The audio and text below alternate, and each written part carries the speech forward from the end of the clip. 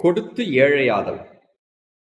பாஸ்கா ஞாயிறன்று, அதாவது உயிர்ப்பு பெருவிழாவின் இரவு திருவழிபாட்டின் பொழுது பாஸ்கா மெழுகுதிரியை குருவானவர் மந்திரித்து அதை ஒரு இடத்தில் ஏற்றி வைத்துவிட்டு பாஸ்கா புகழரையை பாடுவார். அந்த மெழுகுதிரியை பற்றி பாடும் பொழுது, அந்த மெழுகுதிரி என்பது இயேசு கிறிஸ்துவை குறிக்கிறது. அதை பற்றி பாடும் பொழுது ஒரு அருமையான வசனம் வருகின்றது. இது தன் ஒளியிலிருந்து பலருக்கு பங்கு கொடுத்தாலும் குறைவுபடுவதே இல்லை. இந்த கருத்தை தான் இயேசு கிறிஸ்துவை பற்றியும் மாசிதோனிய மக்களை பற்றியும் இன்று பவுல் எடுத்துரைக்கின்றார். இயேசு கிறிஸ்து செல்வராய் இருந்தார்.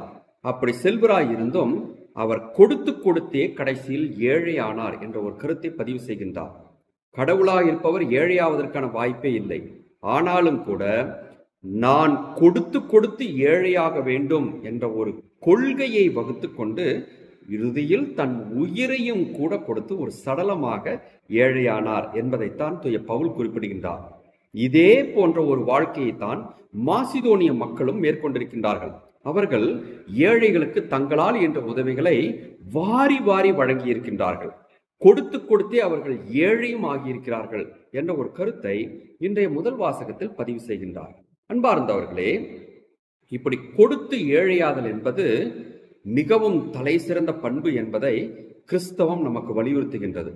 இன்றைய காலகட்டத்தில் கொடுத்து கொடுத்தே ஏழையாக ஆகிறவர்கள் யார் என்று கேட்டால் 2 பேர். நம்மை பெற்றெடுத்த பெற்றோர்கள், இரண்டாவது நமக்கு பாடம் சொல்லித்தரும் ஆசிரியர்கள். இவர்கள் பெற்றோர்களை பொறுத்தவரை தங்கள் உடல் உழைப்பையும் கொடுக்கிறார்கள், உயிரையும் கொடுத்து சொத்தையும் கொடுத்து தங்கள் பிள்ளைகளை செல்வராக்க நினைக்கிறார்கள். ஆசிரியர்களை பொறுத்தவரை தங்கள் உடல் உழைப்பை கொடுக்கிறார்கள், செல்வத்தை அவர்கள் கொடுப்பதில்லை. அதற்கு மாறாக செல்வத்தை சம்பாதிக்கக்கூடிய அறிவையும் ஞானத்தையும் கொடுக்கிறார்கள். என்ன கொடுக்கும் பொழுது அவர்களுக்கு எதுவுமே குறைவுபடுவதே இல்லை. ஆசிரியர்களை பொறுத்தவரை அவர்களுக்கும் அறிவு மிகுதியாகிறது, குழந்தைகளும் அந்த அறிவை பெற்றுக்கொள்கிறார்கள். இந்த பாடத்தை இன்று நாம் கற்றுக்கொண்டு கிறிஸ்தவர்களாக இருப்பவர்கள் கொடுத்து பழக வேண்டும் என்ற ஒரு பண்பை இன்று கற்றுக்கொள்வோம்.